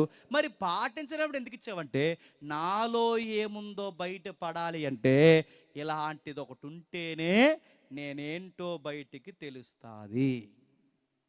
మీకు ఇంకా అర్థం కావాలంటే ఇప్పటికీ ఈ బుద్ధులు మనకు ఉన్నాయంటే ఉన్నాయి. మీరు కావాలంటే చూడండి, మీ పిల్లల ముందు వేరే పిల్లల్ని ఎత్తుకోండి, మీరు ట్రై చేయండి. మీ చిన్న పిల్లలు ఉంటే మీకు ఇంట్లో మీ పిల్లల ముందు వేరొక పిల్లల్ని ఎత్తుకోండి, ఆయన దించే వరకే ఏడుపాపితే ఒట్టు. అంటే అప్పటికే వాళ్ళకి జలసి ఉందంటే అప్పటికే ఆ వయసుకి మనకు ముద్దు వస్తుంది. కానీ ఆ పిల్లల్ని ఎత్తుకుంటే ఏడుస్తుంటే దీన్ని ఎదిగితే దీని పేరు ఏమంటారు చెప్పనా? అసూయ. ఇంకా చెప్పనా, చిన్నపిల్లలు ఆడుకుంటూ స్కూల్లో పెన్సిల్ తెచ్చేస్తారు. ఈ పెన్సిల్ దొంగతనం చేసి దొంగ బుద్ధి ఎలాగొస్తుందండి వీళ్ళకి? అవే ఆదాం బుద్ధులు. మళ్ళీ చెప్తున్నా, చిన్న పనులు కూడా చేసి అబద్ధాలు ఆడుతారు, బొంకుతారు. చూస్తారు ఇది ఎలా వచ్చింది? ఇది ఆదాం చెప్తా అంటే ఆ పెద్దోళ్ళకి పుడితే వస్తాయి. మీకు ఉదాహరణ చెప్తాను వినండి. తాతలకి షుగర్లు ఉంటే మన వాళ్ళకి వస్తున్నాయా లేదా? వస్తున్నాయి. బీపీ ఉంటే వస్తుందా లేదా? వస్తుంది. అక్కడ దాకెందుకు, ఈ మధ్య ఎక్కడ లేని గుండెపోట్లు ఎక్కువైపోయి ఈ గుండెపోటు అంటే హార్ట్ స్ట్రోక్ వస్తే ఆ స్ట్రోక్ వచ్చినప్పుడు హాస్పిటల్ అడిగితే చెప్పినా మీకే వచ్చింది, అంతకుముందు ఎవరికైనా వచ్చిందని అడుగుతున్నారు. అంటే సాంప్రదాయంగా గుండెపోట్లు వస్తున్నాయి, సాంప్రదాయంగా షుగర్ వస్తుంది, సాంప్రదాయంగా చెప్పండి బీపీ వస్తుంది. సాంప్రదాయంగానే జబ్బులు వచ్చినప్పుడు మనిషికి బుద్ధులు రావా? తలకాయలు బాగోకపోతే తోకలు కూడా కుదురు ఉండవు. అందుకే తెలుగులో సామెత చెప్పనా, తల్లి సేను మేస్తే చెప్పండి బిడ్డ గట్టును మేదు, చెప్పండి అది సేలోకే దిగుతుంది. నువ్వు బూతులు మాడితే మీ పిల్లలు పద్యాలు మాట్లాడరు, వాళ్ళు బూతులే మాట్లాడతారు. నువ్వు బ్రాందీ తాగితే మీ పిల్లలు కొబ్బరి నీళ్ళు తాగరు, చెప్పండి ఏం తాగుతారు? వాళ్ళు బీరులు తాగుతారు. నువ్వేది చేస్తావో ఖచ్చితంగా బుద్ధులు వాళ్ళ మీద పడతాయి. మీరు చీకటి పనులు చేస్తే వాళ్ళు చీకటి పనులు చేస్తారు. ఇలాంటి తత్వాలు వస్తాయంటే వస్తాయి. మీకు ఇంకా బాగా అర్థం కావాలంటే మీరు చూడండి, పెద్దవారు బుద్ధులు చిన్నవారికి వస్తుంటే వస్తాయి. ఆదాము ఏదైనా తోటలో మాట్లాడిన బుద్ధులు ఇప్పటికే పిల్లల్లో కనబడతాయి. మీరు చూడండి, అరే ఏడాదికి ₹1,00,000 కడుతున్నా, ఏట్రా ఈ పనులు, నువ్వు చదువు సంధ్య లేకుండా ఎందుకు ఫెయిల్ అయిపోయి ఎదవా, మళ్ళీ నీకు స్కూలు యూనిఫాము, మళ్ళీ నీకు స్నాక్స్, మళ్ళీ నీకు ఎవ్వరం, ఇదంతా ఫెయిల్ అయిపోయి ఎదవా దిప్ప మీద కూడా ఎత్తాం ఏమనుకుంటున్నావంటే, ఈడు అంటాడు నెక్స్ట్ బాగా చదువుతాను డాడీ అండో, ఏమంటాడు చెప్పిన, ఆడు ఫెయిల్ అయిపోయాడు అన్నాడు. ఈడు కోసం అడుగుతుంటే ఈడు ఎవరి కోసం చెప్తున్నాడండి? నువ్వెందుకు ఫెయిల్ అయిపోయారంటే ఈడు ఫెయిల్ అయిపోయాడంటే మీకు ఏమర్థమవుతుంది? ఇదే మాట ఏదైనా తోటలో విన్నామా లేదా? నువ్వు ఎందుకు ఫెయిల్ అయిపోయి ఆదామంటే ఆదాం అన్నాడు, నేనే కాదు చెప్పండి, ఆవిడ ఫెయిల్ అయిపోయింది అన్నాడు. ఆవిడని అడిగితే ఏమంది? అది ఫెయిల్ అయిపోయింది అంది. అంటే మీకు ఏమర్థం అవుతుంది? ఈ గెంటేసుకునే స్వభావం ఏదైనా తోట నుంచి వచ్చింది, ఆ తోట తర్వాత వచ్చిన బయటకు వచ్చిన వారికి మనం పుట్టాం కనుక ఎప్పటికీ అవి ఉన్నాయి. అందుకే మనిషి పూర్తిగా మంచోడు కాదు, పూర్తిగా చెడ్డోడు కాదు. ఈ దోబిస్ అందుకే మంచి చెడు మిక్స్ అయిపోయిన ఆదాముకు మనం పుట్టాం కనుక మనం పూర్తిగా మంచోళం కాదు, పూర్తిగా చెడ్డోళం కాదు. మనలో ఈ చెడ్డ బుద్ధి ఉందని బయటికి తెలియాలి అంటే నన్ను స్కాన్ చేసి ఒక మిషన్ కావాలి. దాని పేరే 10 కమాండ్స్, దాని పేరే ధర్మశాస్త్రం, దాని పేరే పాత నిబంధన. ఈ నిబంధన ఎందుకు ఇచ్చాడంటే వీళ్ళ పాటించలేరని తెలియాలి. అది ఏమని చెప్తుందంటే ఆ 3వ అధ్యాయంలో నీతిమంతుడు లేడు చెప్పండి ఒక్కడును. ఎవరు చెప్తున్నారు? ధర్మశాస్త్రం చెప్తుంది. నీతిమంతుడు లేడు, ఒక్కడు లేడు, గ్రహించేవాడు లేడు, దేవుణ్ణి ఎతికేవాడు లేడు, అందరూ త్రోవ తప్పి ఏకముగా చెప్పండి పనికి మాలిన వారైరి, మేలు చేసేవాడు లేడు. ఒక్కడిని అడుగుతున్నాను, మేలు చేసేవాళ్ళు ఉన్నారా? నేను అడుగుతున్నాను, నీ స్వార్థంతోనే బతుకుతా తప్ప ఎప్పుడైనా ఎదుటోడికి మేలు చేస్తావా? అక్కడ రాస్తున్నాడు, వాళ్ళ గొంతుక తెరిసిన సమాధి కాదా? నేను అడుగుతున్నాను, ముందు ఒకటి వెనకాల ఒకటి మనం మాట్లాడమా అని అడుగుతున్నాను. యథార్థత ఉంటుందా మనకు అసలు? ఎవరో ఒక ఊరంతా తిట్టుకుంటున్నారు, ఒక వ్యక్తిని పోతే పోయిన దరిద్రం ఊరికి బరువు అయిపోయాడని తిట్టుకున్నారట. ఆ తిట్లకి మొత్తం మీద ఆడు పోయాడు ఒక రోజు. ఆ పోయినప్పుడు వాడు బతుకున్నంతకాలం తిట్టారు, చచ్చిపోయిన దగ్గర శవాన్ని ముందెట్టారు. ఆ శవాన్ని ముందు పెడితే ఊళ్ళో వాళ్ళందరూ వచ్చి ఆ శవం ముందు నిలబడి ఇప్పుడు వరకు తిట్టిన వాళ్ళు చెప్పండి పోతున్నారు, అయ్యో ఎంత మంచోడండి చచ్చిపోయాడు, ఇంకొన్ని రోజులు బతికితే బాగుండండి. మన వరకు తిట్టింది వెళ్ళే, ఇప్పుడు పొగుడుతుంది వెళ్ళే. అప్పుడు దగ్గర వాళ్ళ ఆవిడ కూర్చుందట. వాళ్ళ ఆవిడ డౌట్ వచ్చి, వరే చిన్నోడా ఇలా రా, చచ్చిపోయింది నానో కాదో చూడు ఒకసారి అందంట. ఎందుకు? మన వరకు తిట్టిన వెళ్ళే, ఇప్పుడు ఏం చేస్తున్నారు చెప్పండి? పొగుడుతున్నారంటే చచ్చిపోయినట్టు నాన్న మంచోడు అయిపోయాడు, చూడరా నానో కాదో. ఈ జనాలు అడరో చెప్పిన ముందు ఒకటే చెప్పండి, వెనకాల ఒకటి. అందుకే ఇది మనకుందన్న స్వభావం బయటెడుతుంది. ఎవరు చెప్ప, నువ్వు ఒప్పుకోవు, నేను ఒప్పుకోను. మనం ఎవ్వరు మనలో పాపం ఉందంటే ఎవ్వరు ఒప్పుకోరు, కానీ మనల్ని ఒప్పించేది ఒకటి కావాలి. మనల్ని ఒప్పించి నొప్పించి నా స్థితి ఇదని ఒప్పుకునేది, అరే నేను నీతిమంతుని కదని ఒప్పుకునేది ఒకటి కావాలి. అలా ఒప్పించే దాని పేరే ధర్మశాస్త్రము. అది ఇచ్చాడు సేనాయి పర్వతం మీద ఎవరికి? మోసేకి. వీళ్ళకి అబద్ధం ఆడకూడదనే ఉంటుంది, కానీ ఆడకుండా ఉండలేరు. దొంగతనం చేయకూడదనే ఉంటుంది, కానీ 10 రూపాయలు కొక్కృతి పడకుండా ఉండవు. మనం నిజాయితీగా ఉండాలనే ఉంటుంది, కానీ నీతికి నిలబడలేము. మనం చూడకూడదు అనుకుంటాం, ఖచ్చితంగా చూస్తాం. వినకూడదు అనుకుంటాం, ఖచ్చితంగా వింటాం. ఏదైతే జరగకూడదు అనుకుంటాం అదే జరిగిస్తాం. మనం ఎంత ఎలాంటి వాళ్ళం అంటే రోమపత్రికలు అంటాడు, మనం బలహీనులం. ఏది చేయకూడదు అనుకుంటామో చెప్పండి అదే చేస్తాం, అంతకు బలహీనులు. ఈ బలహీనులకి బలహీనత ఉంది. అందుకే ఒక డాక్టర్ గారి దగ్గరికి ఒక పెద్ద ఆయన వెళ్ళాడు, అడ్డదిడ్డంగా తింటే ఏమవుతుందండి? పొట్ట వస్తుంది. పొట్ట వస్తే ఏమవుతుందంటే షుగర్ వస్తుంది, రాదా? నేను అడుగుతున్నాను, సగం రోగాలు ఎందుకు వస్తాయి చెప్పిన? పొట్టలు వస్తాయి. ఒకప్పుడు టయాన్ని తినేవారు, టయాన్ని నిద్ర అయ్యేవారు, ఎంత తిన్నారో అంత పని చేసేవారు. పనికి తగ్గ తిండి, తినికి తగ్గ పని ఉండదు. ఇప్పుడు తిండి ఎక్కువ, అందుకే ట్యాంకులు వస్తున్నాయి. ట్యాంకులు వస్తే ఏమవుతుంది? పోతా త్వరలో. ఒకప్పుడు క్వాలిటీ తినేవారు, పండించుకున్నాం. ఇప్పుడు ఫాస్ట్ ఫుడ్లు, ఆ ఫుడ్లు, పానీపూర్లు ఇవన్నీ తింటుంటే ఏమవుతారు చెప్పండి? పోరా తినేసాడు. పెద్ద ఆయన ఎలా పడతారు తింటే షుగర్ వచ్చింది. డాక్టర్ గారు చెప్పారు, బాబు మీకు షుగర్ వచ్చింది, కొంచెం తిండి తగ్గించుకోవాలి, టయానికి తినాలి, కొంచెం వాకింగ్ చేయాలి, ముఖ్యంగా ఆ స్పీడ్ జోలికి పోకండి, లడ్డూలు తినకండి అన్నాడు. నిజానికి నీకు లడ్డూలు తినడం అలవాట్లేదు. డాక్టర్ గారు లడ్డూలు తినొద్దన్న దగ్గర నుండి చెప్పండి తినేయాలనిపించిందంట. అంత బలహీనలు మనం ఎలాంటి చెప్పినా ఏది చేయకూడదు అనుకుంటామో చెప్పండి అదే చేస్తాం. ఇది మనలో ఉందని ఎలా తెలుస్తుంది? ఏ డాక్టర్ చెప్పలేడు, ఏ వ్యక్తి చెప్పలేడు, ఎవడో దాన్ని బయటెట్టలేడు. దాది బయట పడాలి అంటే ధర్మశాస్త్రం అని ఒక చట్టాన్ని తీసుకొచ్చాడు. ఇది పాటించండి అన్నాడు. ఇది పాటిస్తున్నప్పుడు అందరూ ఏమవుతారు చెప్పిన బయట పడిపోయారు. అప్పుడు ధర్మశాస్త్రం అంతంట వీళ్ళందరూ నేరస్తులు. ఎప్పుడైతే మన నేరస్తులని కన్ఫర్మ్ చేసిందో, ఆ నేరస్తుల్లో ఒక నేరస్తుడు మనందరి తరపున వకాల్తా పుచ్చుకుని ఏమని మాట్లాడుతున్నాడు ఒకసారి చూడండి, ముగిద్దాం. 7వ అధ్యాయం ఇదే రోమపత్రిక 7వ అధ్యాయం 14 వచనం తీయండి. 7వ అధ్యాయం 14 వచనం. ధర్మశాస్త్రము ఆత్మ సంబంధమైనదని ఎరుగుదుము, అయితే నేను పాపమునకు అమ్మబడి శరీర సంబంధనై ఉన్నాను.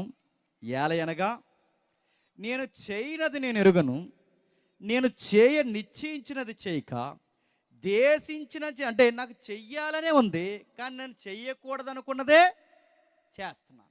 ఇంకేమంటున్నాడు 27వ వచనంలో, కాబట్టి మేలు చేయగోరు నాకు కీడు చేయుట కలుగు ఒక నియమము నాకు కనబడుచున్నది. అంతరంగ పురుషుని బట్టి దేవుని ధర్మశాస్త్రమందు నేను ఆనందించుచున్నాను, కానీ వేరొక నియమము నా అవయవంలో ఉన్నట్టు నాకు కానబడుతుంది. అంటే వాక్యం విన్నంతసేపు దేవుని నీతికి పడి సావాలనిపిస్తుంది, కానీ ఈ వాక్యం అయిపోయిన వెంటనే పర్లేదు అనిపిస్తుంది. కాదా చెప్పండి? ఇప్పుడు ఇక్కడ నిలబడి అబద్ధం ఆడొద్దని వాక్యంతో గట్టిగా చెప్తే మీకు మనసులో అనిపిస్తుంది నిజంగా అబద్ధాలు ఆడకూడదు, నిజమే చెప్పాలనిపిస్తుంది. కానీ ఇక్కడ సభ ఇంటికి వెళ్ళే లోపు అబద్ధాలు ఆడేస్తాం. ఎందుకు? మనకు ఉండాలనే ఉంటుంది కానీ ఉండలేం, చెయ్యాలనే ఉంటుంది కానీ చేయలేం. ఎందుకు ఈ బుద్ధి మనకు ఉందంటే, ఆ డిస్టర్బ్ అయిన ఇద్దరు నుండి మనం వచ్చాం గనక ఆ బుద్ధి మనలో ఉంది. అది ఉంటే ఏమవుద్దంటే, ఆదాముకి మరణం వచ్చిందన్నది ఎంత వాస్తవమో, తప్పు చేస్తే ఆదాముకి శిక్ష వచ్చిందన్నది ఎంత వాస్తవమో, తప్పు చేసి అదే బుద్ధుల్లో మన అందరి మీద కూడా ఏమొచ్చింది చెప్పండి? మరణం సంప్రాప్తమయ్యింది, పాపానికి శిక్ష వచ్చింది. ఇప్పుడు ధర్మశాస్త్రం అంటుందంటే ఏమని? అదే 3వ అధ్యాయం ముగిద్దాం. అదే 3వ అధ్యాయం 19 వచనం చూడండి. అదే 3వ అధ్యాయం 19 వచనం. ప్రతి నోరు మూయబడినట్లు సర్వలోకము దేవుని శిక్షకు పాత్రమగినట్లు ధర్మశాస్త్రం, అంటే సర్వలోకం అంటే నువ్వు నేను మనమందరం దేనికి పనికొస్తామని ఆ 10 ఆజ్ఞలు కలిగిన ధర్మశాస్త్రం లేదా పాత నిబంధన ఏమని మన మీద నేరం మోపిందంట?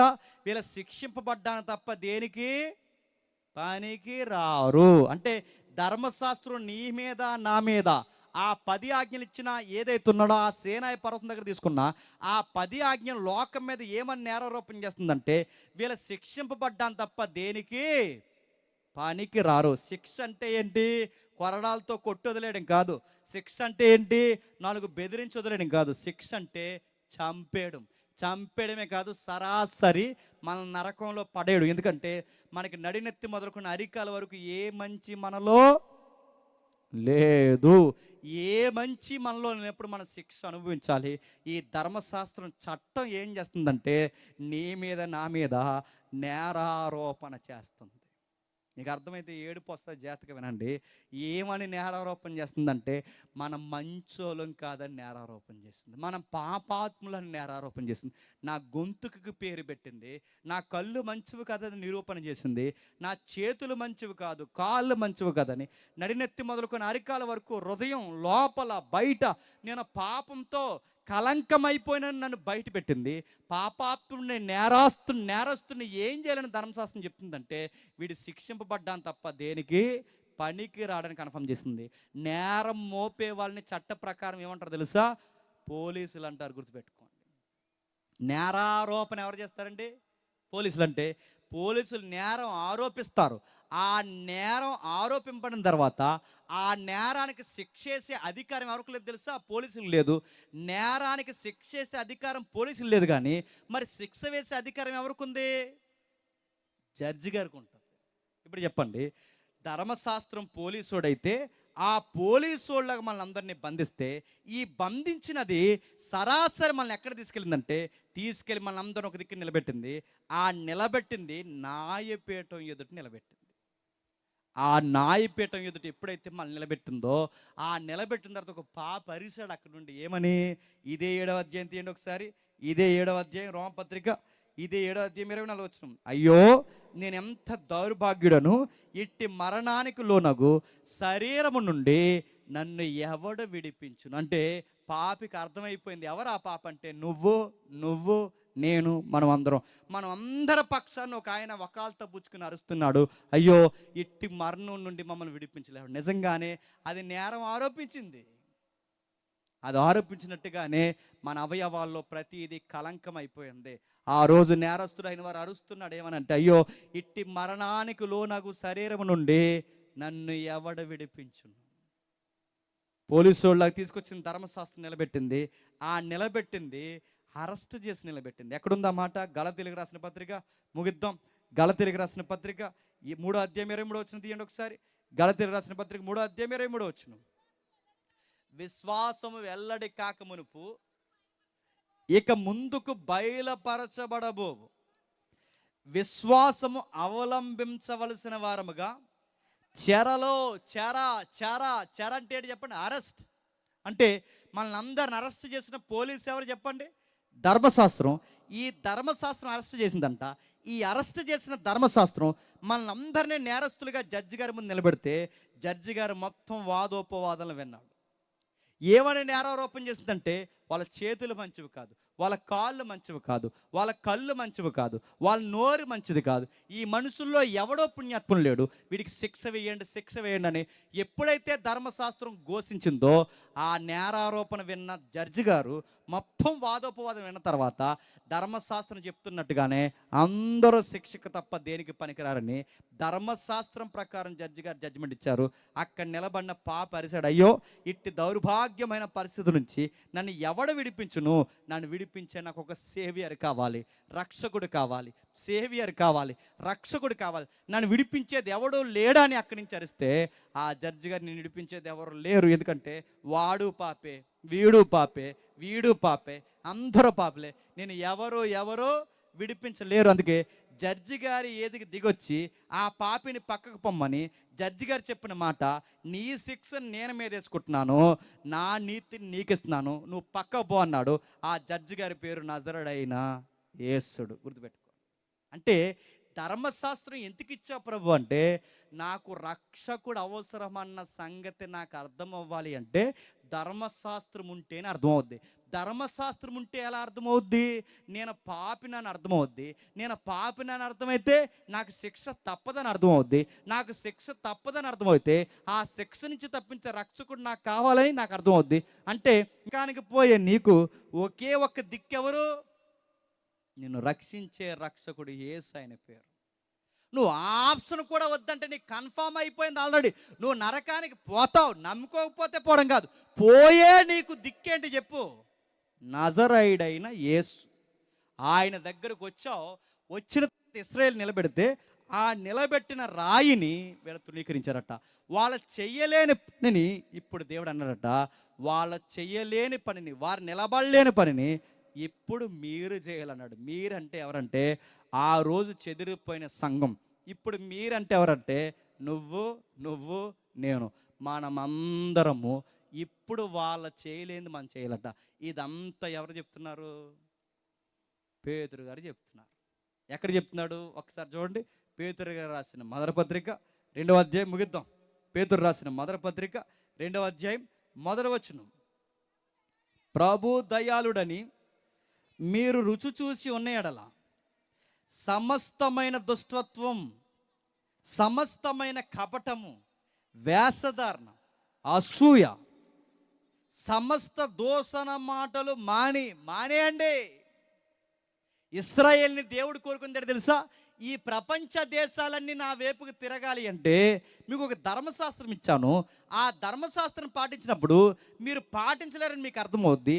మీరు ధర్మశాస్త్రాన్ని పాటించలేరు కానీ మాదిరి పాటిస్తారు. ఆ మాదిరి ఎవరంటే నజరైడైన యేసుడు.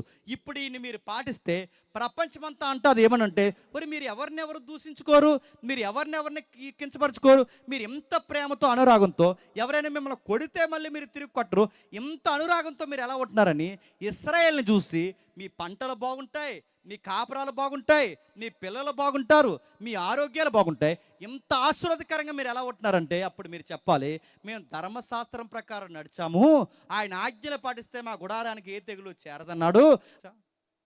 నిన్ను నిన్ను నన్ను అంటే ఆయన మనకిచ్చిన ఉచితమైన కృప. అందుకే ఐగుప్తీలకి 10 తెగుళ్ళ చేత బాధించి మిమ్మల్ని బయటికి తీసుకొచ్చింది దేనికంటే మీకు ఒక పర్పస్ ఉంది కాబట్టి తీసుకొచ్చాను అన్నాడు వాళ్ళని. ఇప్పుడు మనల్ని ఐగుప్తు నుంచి తీసుకుని రాలేదు కానీ చీకటిలో నుండి చెప్పండి ఆశ్చర్యకరమైన, అంటే వాళ్ళని ఐగుప్తు నుంచి తీసుకొచ్చాడు, మనల్ని చెప్పండి చీకట్లో నుంచి తీసుకొచ్చాడు. ఎందుకు తీసుకొచ్చే ప్రభు అంటే ఆయన గుణాతిశయములను చెప్పండి ప్రచారం చేయాలి. ఎలా నడుతున్నాను యేసు ప్రభు గుణాతిశయం ప్రచారం చేయడం అంటే ఎలా అంటే నీ గుణగణాలతో చూపించాలి. ఎలా చూపించాలంటే ఆ మొదటి వచనంలో సమస్తమైన దుష్టత్వం మానే, ఇంకా సమస్తమైన కపటం మానే,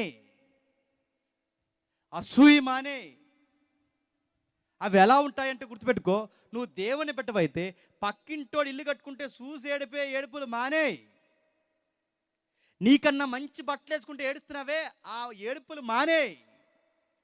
నీకన్నా పక్కోడు పంట పండితే ఏడుస్తున్నావే ఆ ఏడుపులు మానే. దేవుడు నిన్ను నా కుటుంబాన్ని ఎప్పుడు దీవిస్తాడంటే ఎదుటోళ్ళ కుటుంబాల మీద పడి ఏడవడం మానే, అప్పుడు నీ కుటుంబాన్ని దీవిస్తాడు. ఎదుటోళ్ళ పిల్లలకు పేర్లు ఎట్టడం మానే, ఆ కపటం మానే, అప్పుడు దేవుడు నీ పిల్లలను దీవిస్తాడు. నువ్వు ఎదుటోళ్ళకి పేర్లు ఎట్టావో దేవుడు నీకు పేరు ఎడతాడు.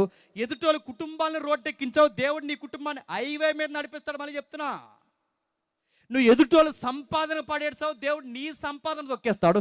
ఎదుటోళ్ళని చూసి అసూయ పడ్డావు, దేవుడు నీ మీద కాలు రెగడేస్తాడు. నువ్వు ఏమిత్తుతావో అదే చేస్తాడు. ఐగుప్తు నుంచి ఇశ్రాయేలుని బయట తీసుకొచ్చి ఇది చెయ్యొద్దన్నాడు, వాళ్ళు అవే చేశారు, నశించిపోయారు. ఇప్పుడు చీకట్లోంచి బయటికి లాక్కొచ్చాడు, మనల్ని అవి చేయొద్దంటాడు. ఎందుకు చేయకూడదు ప్రభు అంటే మీ గుణాలు చూస్తున్నప్పుడు లోకం మిమ్మల్ని చూడాలి, మీ గుణగణాల నుండి క్రీస్తును చూడాలి. అరే యేసు ప్రభు ఒకప్పుడు ఇలాగే ప్రేమించేవాడేమాడని నిన్ను చూసి వాళ్ళు చెప్పుకోవాలి. ఉపవాస కూడుకులు ఉంటే ఆ 3 రోజుల ఉపవాస కూడుకుల్లో మిగిలింది ఆ లేని పేదోళ్ళకి ఇచ్చాను. నువ్వేం చేస్తావు? 3 రోజులు మిగిలింది 4 రోజులు వండుకుని తినేస్తావు. ఇది ప్రేమ? ఇది ఉపవాసమా? నేను అడుగుతున్నాను. పక్కింటోళ్ళు ఇల్లు కట్టుకుంటే చూడలే ఉపవాస కొడుకులో మిగిల్చుకుని తినేస్తావు అని అడుగుతున్నాను. ఇది ప్రేమ? మీ సంఘంలో, మీ వీధుల్లో, మీ ఊర్లో ఉంటారు, పేదోళ్ళు ఉంటారు. నడుతున్నాను, నీ గుప్పిడి మెతుకులుంటే ఒక గుప్పిడి మెతుకులు వాళ్ళకి పెట్టు, నీకు 2 జతలుంటే ఒక జత ఇచ్చామన్నాడు. మనకు కలిగింది ఎదురుంటే వాళ్ళకి పెట్టమన్నాడు. మనకు దేవుడు ఎప్పుడు ఆకాశవాకిని లిప్పుతాడు తెలుసా? నువ్వు ముందు గుంపులు లిప్పితే అప్పుడు నీకు ఆకాశవాకిని. నువ్వు పిల్లికి బెచ్చం పెట్టకపోతే నీకు ఎందుకు దేవుడు దీవిస్తాడు? యేసుప్రభుట ఎక్కడికి పోయినా నా పర అనే భేదం లేకుండా అందరినీ సమానంగా ప్రేమించాడట. ఈ ప్రేమను ఇప్పుడు ఎవరిని చూపించమంటున్నాడు తెలుసా? మనల్ని చూపించమంటున్నాడు. బయట వాళ్ళు ఈ వాక్యం విని మారతారు లేదో నాకు తెలియదు, కానీ ఈ ఊరోళ్ళు ఈ వాక్యం విని మారతారు లేదో నాకు తెలియదు. ఒకవేళ మారితే దేవునికి మహిమ.